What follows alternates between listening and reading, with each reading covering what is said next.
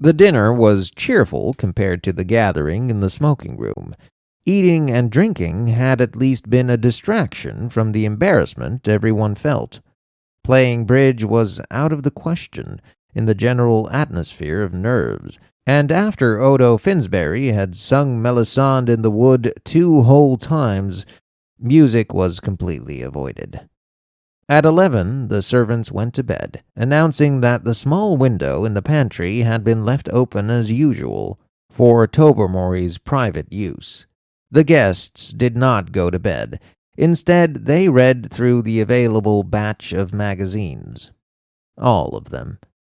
Lady Blemley went to the pantry several times, returning each time with an expression of nervousness that prevented any questions. At 2 o'clock, Clovis broke the silence.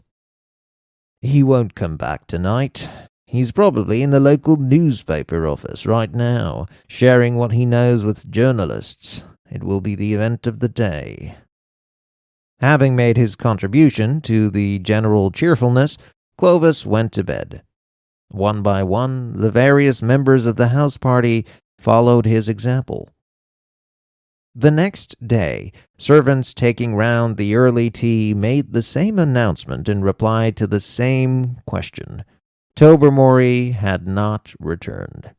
Breakfast was, if anything, a more unpleasant affair than dinner had been. But before its end, something happened. The situation had been resolved. Tobermory's body was brought in from the bushes, where a gardener had just discovered it.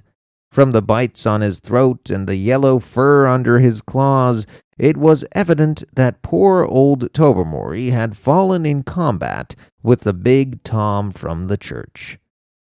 Never before had a gathering of ladies and gentlemen been so happy to see a dead cat on their breakfast table.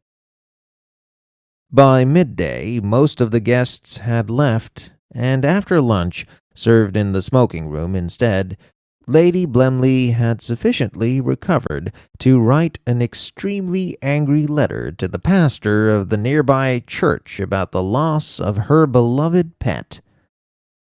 Alas, Tobermory seemed to have been Appin's one successful pupil, and he was destined to have no successor. A few weeks after the death of Tobermory, an elephant at a nearby zoo, which had shown no previous signs of violent behavior, killed an Englishman who had apparently been teasing it. The victim's name was reported in the papers as Oppen and Eppelin, but his front name was Cornelius. "If he was trying to teach the poor beast irregular verbs," said Clovis, "then he deserved all he got."